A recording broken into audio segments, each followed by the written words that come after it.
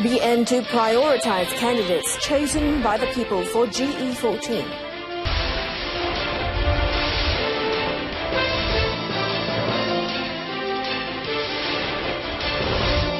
Good afternoon, I'm ANNETTE CHRISTIE. You're watching News on 2.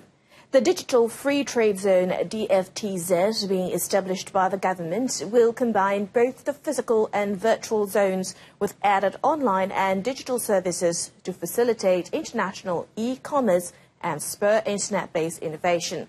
Prime Minister Datuk Seri Najib Tun Razak said it would also act as a microcosm to support internet companies to trade goods, provide services, innovate and co-create solutions. Datuk Seri Najib said that in a fast-changing global environment, the private sector must rise to be more resilient by pursuing various strategies as well as changing mindsets towards greater productivity. In his speech read by Perak Menteri Besar, Datuk Seri Dr. Zamri Abdul Kadir at the Associated Chinese Chambers of Commerce and Industry of Malaysia, ACCCIM's 71st Annual General Meeting in Ipoh, the Premier said Malaysia was on the right path to becoming a high-income, advanced economy in 2020, based on the economic fundamentals of strong growth and resilience. Our economic structure is diversified. We have kept inflation and unemployment low.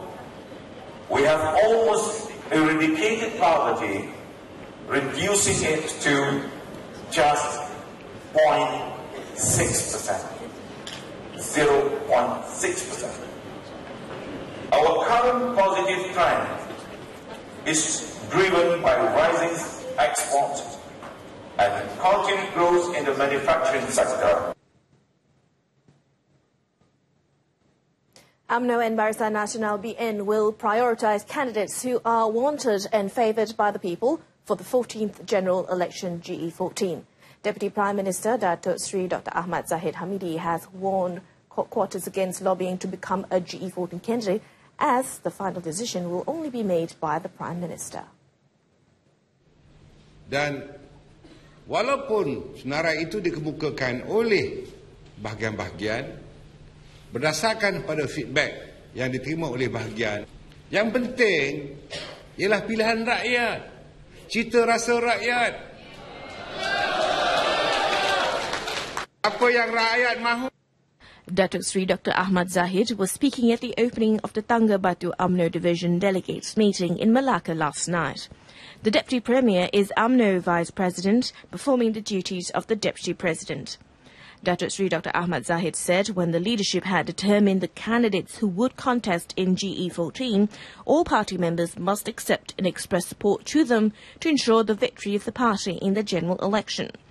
Meanwhile, he said UMNO and BN had to focus work on areas identified as retain and regain ahead of the 14th general election. Lembaga Tabung Haji is in the process of identifying a suitable location to build its own complex in Mecca, Saudi Arabia, to better serve Malaysian pilgrims in the Holy Land.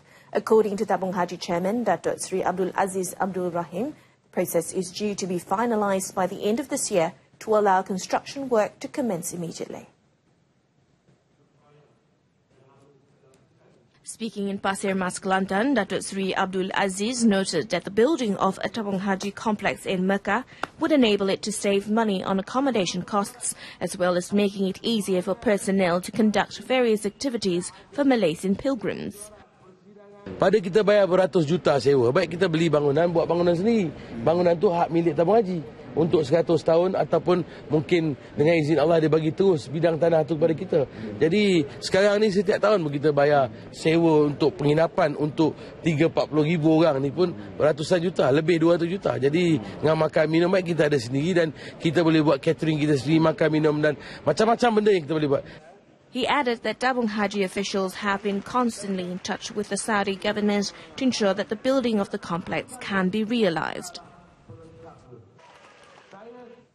The Malaysian Anti-Corruption Commission MACC has confiscated documents relating to the purchase of a hotel in Kuching by Felda Investment Corporation FIC. The MACC confirmed that 6 locations were raided in Kuala Lumpur and Kuching yesterday to gather information on the purchase of the hotel in 2014. The MACC will also record the statements of several witnesses to get solid evidence before taking any further action. The investigation papers on the purchase of the Kuching Hotel were opened following information obtained by MACC's investigating team while it was conducting an earlier probe on FIC's purchase of a hotel in London. It is believed that FIC had bought the hotel at a price much higher than the original, causing it to suffer losses amounting to hundreds of millions of ringgit. The National Registration Department, NRD, will continue with its current procedure of giving a surname to a child conceived out of wedlock. NRD Director General Datuk Muhammad Yazid Ramli in a statement said any amendments to the current implementation would only be considered after the decision by the Federal Court. Datuk Muhammad Yazid made the comment following the judgment by the Court of Appeal that any child conceived out of wedlock could use the name of the man who admits fatherhood. The NRD had also filed an appeal at the Federal Court against the verdict of the case, which sided the applicant. The High Court had previously ruled that under the Islamic law, it was not allowed for a child to bear the surname of the person who claimed fatherhood if he had been born less than 6 months from the date of the parents' marriage. The action taken by the NRD is in line with the decision of the Muzakarah National Fatwa Committee Council. Malaysia has condemned the missile attack aimed at the holy city of Mecca fired by Yemen's Houthi rebels. The Foreign Ministry in a statement described the act as abhorrent as it threatened the safety of pilgrims. The statement also said Malaysia would continue to stand firm in its solidarity with Saudi Arabia in preserving the security and sanctity of the two holy cities, Mecca and Medina. The Saudi Defense Forces on Thursday intercepted a ballistic missile known as Burkan 1, 69 kilometers away from Mecca at Al-Wasliyah area of Yaif province. No casualties were reported as a result of the attempted attack. According to international media report, the Houthis on Friday confirmed the launch of a Burkan 1 ballistic missile into Saudi Arabia, but said it targeted King Abdul Aziz International Airport in Jeddah, the kingdom's busiest airport. Now, Malaysia has urged for all Muslims to stop any attempts made by Israel to move its capital to Jerusalem, which is also claimed by Palestine. In denouncing the atrocities of Israel against Palestinians, Deputy Prime Minister Datuk Sri Dr. Ahmad Zahid Hamidi said Malaysia would continue to stand behind the struggle of the people of Palestine. Kita mesti menghentikan usaha untuk menukar ibu negara Israel dari Tel Aviv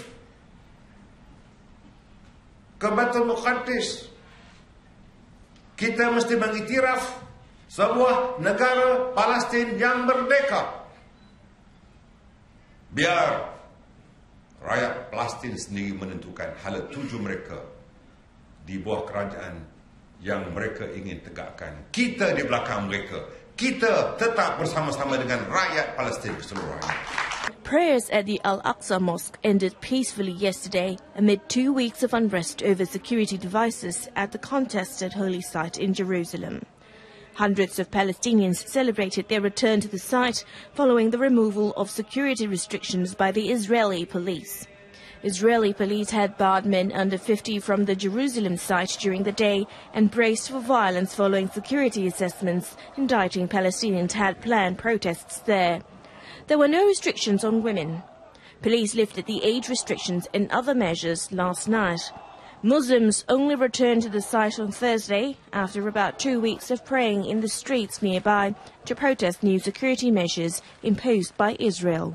The Malaysian men's 4x100 team are all set to win gold medals in next month's SEA Games. The quartet of Muhammad Haikal Hanafi, Jonathan Niepa, Badrul Hisham Abdul Manap and Khairul Hafiz Jandan clocked 39.60 seconds to break the national record and win gold at the Vietnam Open Athletics Championships in Ho Chi Minh City on Friday. However, Youth and Sports Minister Khairi Jamaluddin has warned the national quartet against complacency to ensure better performance in the upcoming SEA Games in Kuala Lumpur. Yeah, but it's good, tahniah, tapi masa tu masih lagi tak cukup untuk a podium finish. So they have to do a bit better than that. Khairi was met after attending Malaysia Young Leaders Program at the Bukit Jalil National Stadium yesterday. This year's SEA Games will be the first time the competition is held in Kuala Lumpur since 2001 and the first one Khairi overseas. That last item concludes this afternoon's edition of News on 2. News on 2 will be back with more updates at 7 p.m. this evening. Stay tuned to TV2. I'm ANNETTE CHRISTIE. Have a pleasant day.